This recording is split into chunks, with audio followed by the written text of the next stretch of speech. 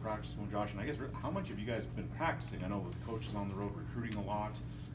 Have you guys been, going 2-3 days a week, or how much have you been practicing, I guess, to get ready for this? Yeah, we got a few practices in last week, Friday and Saturday, or Thursday, Friday, and Saturday. Things went good though. Everybody's pretty focused on the task at hand, and we're getting in there. We're watching film. Our coaches are doing a good job of breaking them down and relaying that information onto us. So, as a whole, I think practices have gone well so far. How are you doing? Any held update? Are you playing? Do we know yet? What can you tell us? We're still getting better day by day, and I've been practicing, and I've been taking reps with the ones. It's still not where I think it needs to be or where I'd want it to be. But things are progressively getting better, and I can feel it getting better day by day. Throwing is becoming a lot easier. It's becoming more effortless. So we're on the right track. But we're going to be needing to know an answer here in the next coming days. So I'll be in the training room 24/7 trying to get back on the field. Trust me. Is there a percentage that you would stick on it at all where you're at, maybe? Probably 90s, around the 90% tile. So it's getting real close. Is there kind of a cutoff date where you would have missed too much practice or anything like that? It's not that I'm missing practice. I think if there's any reason that I can't go, I think it'd be time for me to start missing practice so Nick can get reps with the ones, but hopefully we're not in that situation, and hopefully I can take every single rep, and come December 22nd, I'm out there on the field. Josh, when you probably said you looked at some tape of Central Michigan, it seems like they're very similar defense to kind of what Wyoming's is. They're forcing a lot of turnovers. They've got a good front, a dynamic defensive end, a good secondary. That's when you've looked at them on film, and at least of how much you've seen, they remind you a lot of your defense. And is that kind of an accurate statement, I guess? They do, and it all starts with the D line. When you got a good defensive front, you can play coverage, and you can let 4 of your guys go get it, and you understand that you got 7 guys back, trying to catch the ball. And their D line's very good. They got a very good D end. Their DBs are quick. They're ball hawks, and when the balls touch their hand, they don't usually drop it. So understanding that it's going to be a game where it's going to be take what they give you, get the ball at your hand pretty fast, and we're going to have to go make some plays in the run game and the pass game. And I think we're a team that's more than capable of doing that. And I still think we haven't played our best football yet, and hopefully we can put it together this one. I noticed how you guys had your graduation ceremony with the Stoles and everything. Just how cool was that for you to kind of get to go through that with some of your teammates? It was awesome, and parents made the trip up, so it was pretty cool to see the reactions. And graduating college and getting your degree is no small task, and I think it's something that every student athlete should strive for. And we're there on that aspect, and it was a good feeling. I guess when you say you're in the 90s, is the biggest thing the pain just on some throws still, or are there some throws you still can't make with it? I definitely believe I can make all the throws. There's just some that I still can't put as much velocity as I want into the ball. It's a little painful, coming through on the follow through, but that's the injury itself is gone. It's just trying to get the pain management down to a level I can tolerate. Emotionally, how has this kind of been on you? You say you're in practice now, but it can't be easy kind of going through this with your junior year and whatnot. Yeah, it's nowhere near what I had to go through my sophomore year, broken collarbone, sitting out a year. But anytime you're not on the field with your brothers, and it sucks. And me, I'm a competitive guy. I want to be out there, and trainers and Coach Bull are still very adamant on making sure that I'm 100% before I step on the field, and I got to trust them and trust Coach Bull and what they want to do here. So if I'm not helping the team out in the field, I need to understand that if I'm not 100%, I won't be helping the team. So, but yeah, I'm looking to get back on the field. How would you say just the focus has been? Obviously the coaches have been on the road recruiting a lot, but you have had some practices.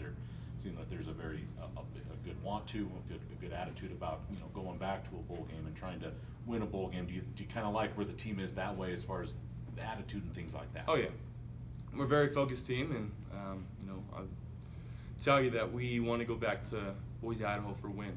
we're not going there for the amenities The or ambiance. the ambiance, the experience of the famous Idaho Potato Bowl. But no, I mean, I'm sure it's going to be a good time. But we're very focused, like I said, on the task at hand. That's winning a football game December 22nd. So we've been preaching that in practice and in workouts, and we're doing all the right things. So when you seem to put in the time and the focus and the energy into one thing, usually positive results come out of that, and we're anxious to get through this week of practice and get over there. I guess the last few games, what's been kind of your just evaluation on Nick being out there and watching from the sidelines? I mean, he's done his part. He's done a good job, and kind of a few hiccups here against the San Jose Spartans, but I mean, against Fresno State, he played as well as anybody would have. He completed the ball, he took care of it, and he almost won that game in the last 2-minute drive. But he's done well. I know it's not easy for him for me being in my situation where whether I don't know if I'm going to play or not. So he's still trying to take mental reps with the ones, but he's not getting the physical reps. So he's put in a tough spot, but he's responded well. He's a tough kid. He's mature, and love that guy.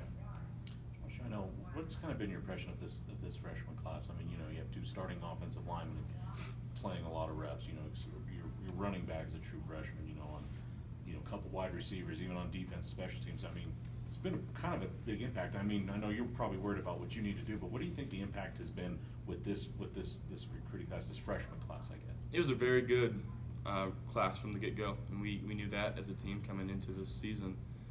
We've got a lot of playmakers on the offensive side, and I think next year, with losing some guys on defense, I think you're going to see some of these freshmen in this class step up and be huge next year for us.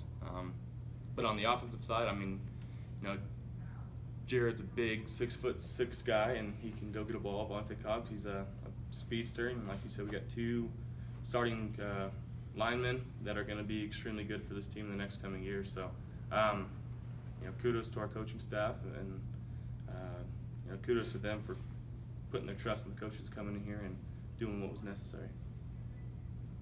I know Carson Wentz kind of helped you a little bit last year when you were going through your decision. Did you reach out to him or anything since yesterday? I have not. I'm sure he's getting bombarded with many messages and texts and stuff like that. It sucks to see that happen.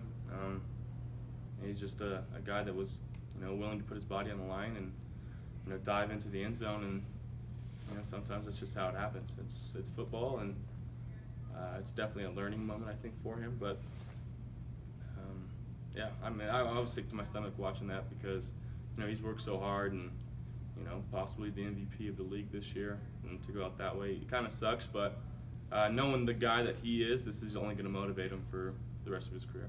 What's that like for you watching him have, I guess, before the injury, such a great season, and knowing that people might use that to kind of compare to you? It's very cool, and actually getting the chance to talk to him and talk to Vegan and Bowl about him, who obviously he played under, but he's a great guy, not just on the field, not just on the field. Off the field, he's probably one of the greatest guys you'll ever meet. So when people kind of compare me to him, it's definitely a sigh of relief or a blessing or whatever you want to call it, because that's someone who any quarterback should try to model himself after. From the practices so far, would you say a lot of the game plan has already been implemented for this bowl game, or more of that coming this week? And I know Coach Bowl said you kind of want to get most of that game plan kind of implemented here, and then maybe fine-tune some things once you get there. Where would you kind of say that is right now? I wouldn't say it's quite there. Obviously, the coaches are out on the road recruiting a lot, so they haven't really had the time to sit down and break everything down. But we had about, I would say, more than half of it in these last few practices. But I'm sure come Wednesday, Coach Vegan and the staff, we'll have a complete game plan and complete mindset of what we want to do, and all the checks we have to make will be practice come Wednesday. Are there certain things you feel like you guys have to get done before you get to Idaho next week? Not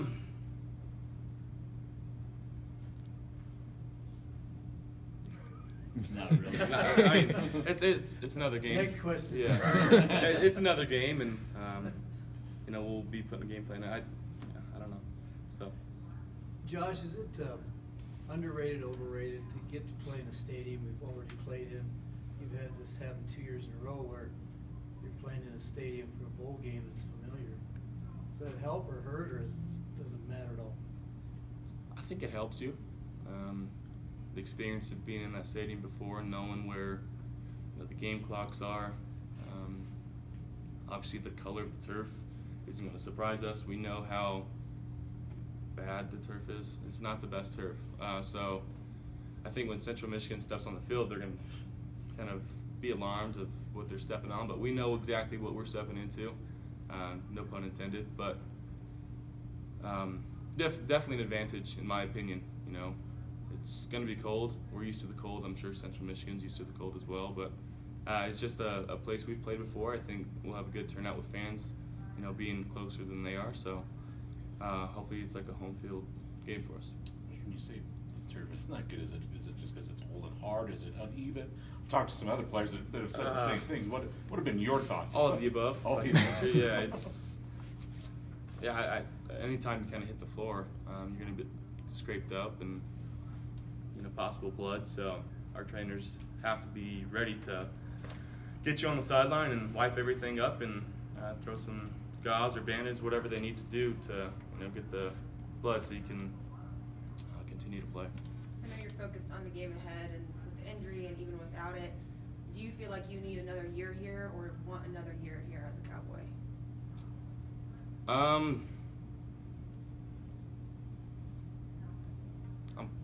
I'm focused on this one. I really haven't thought ahead, to that extent. So, good question though. Here's another earth-shattering one against the Potato Bowl. What's your favorite kind of potato? Baked potato, fries, mashed. What's your preference of potato? I'm a big French fry guy. Big French fry, especially with the steak and put some A1 sauce on the fries. Can't be beat. Who's got the best fries? In town? Yeah, I guess. It's a tough one. I like Dickie's waffle fries. Pretty good. Nobody really likes Barn & Barn fries. They think they're too soggy, but I love them. Get some blue cheese with those. I'm a big fry guy, so I've eaten them all around town. So if you need any advice, come to me. Thick cut steak. You mentioned waffle fries, so thick cut steak, curly, waffle fries, other options? I'm more just steak fries with the steak. Okay. But I got like a go-to meal at Dickie's. They call it the Josh Allen special. I walk in and the manager's always there. He's like, "Hey, we have the Josh Allen special there." I'm like, "Yeah, it's chicken Caesar salad with 2 sides of waffle fries." You're paying for it, right? Oh, yeah, absolutely. Absolutely. This press conference is over. Yeah. You ever Cut that. never farmed any potatoes, did you? No, none of that. No. So, any other questions on the phone?